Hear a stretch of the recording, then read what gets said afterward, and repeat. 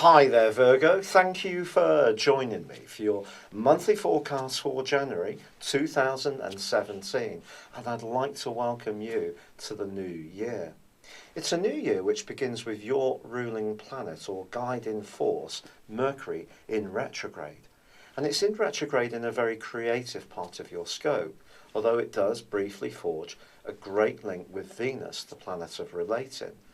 Perhaps there is something around a situation to do with your self-expression or even a romance that could be a little bit fluid as this year begins. But Mercury rewinds from the 5th into the sign of Sagittarius, which is all about your emotions. You could find in the following week that something just isn't flowing forwards in the way you had hoped it would do. The main thing here is not to get too hung up about this. Give yourself a little bit of distance from the issues involved and just be assured that things are going to unravel and in a very positive way for you.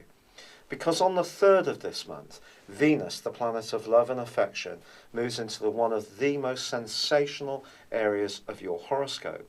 The Sun is also forging a brilliant angle to Mars, the power planet, as this year begins, which in itself is combining with the dreamy but creative energies of Neptune. I feel that relationships can really be very positive for you in the early part of this new year, particularly where you do have some kind of accord at a more emotional level.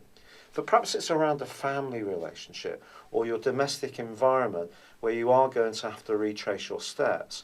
And if there are some niggles or misunderstandings, the best way that you can respond to these is with utter patience, because the more you can factor that into your approach, the more other people are going to be responsive to what you're trying to achieve. So diplomacy is essential to your progress this month. Now, if you're footloose and fancy 3, all this energy in your sector of relating and also sector of self-expression is a wonderful way to burst into the new year. It's something to really relish. It really is quite a unique set of circumstances. So try to be as proactive as possible about involving yourself with other people, approaching things with a spirit of cooperation, because that's where you're really going to flourish the best yourself as an individual. Now, Uranus and Jupiter are in opposition as this year begins, as they were for the last couple of months of last year. So around your approach to earning money, stay open-minded and flexible. Uranus actually forges a brilliant link to Saturn, which is in a very stable zone. So even thinking about your home in a different kind of way could open up some opportunities to improve your financial circumstances. However, there is an important full moon which occurs on the 12th of this month. This is a full moon which is going to be really asking you some questions about your time management. And also, it's going to really bring up that question of trying to keep people happy, which we know is difficult to do all of the time. Yet you could be in such demand as this year begins, you may find yourself flagging at times, and that's when you could then be a little bit defensive. But on the other hand, if you are single, don't be surprised if there's more than one person who's interested in you. And it may be someone from your social circle who's catching your eye. Yet you could be asked some questions. Are you drawn to them at a more romantic level, a more sensual and attraction level? Or is it more about what they do for a living, a more material judgment of their situation? And this may be something that you're having to make your mind up about, especially if there are 2 different people who show an interest in you.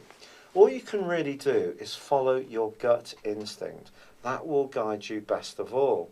There is actually quite an awkward quarter moon on the 5th for 1 week, which suggests that maybe someone's a little bit jealous of you.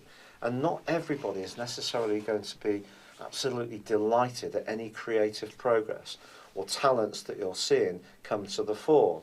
But that's just down to you trusting your intuition to realise who this may be.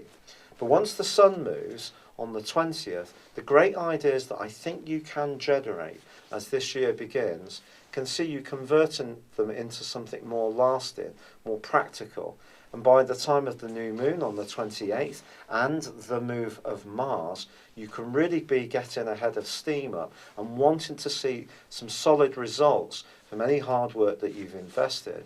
This is a complex month for us all due to the grand solar cardinal cross, which occurs on the 12th, on the back of that full moon. And therefore we could find ourselves pulled in different directions, and there can be some challenges within this. But this is certainly a month, especially once your ruler moves back into Capricorn on the 13th, where I feel that you can shine, but you just need to have realistic expectations. It's been a real pleasure being with you. Thank you for joining me. Good luck, and goodbye for now.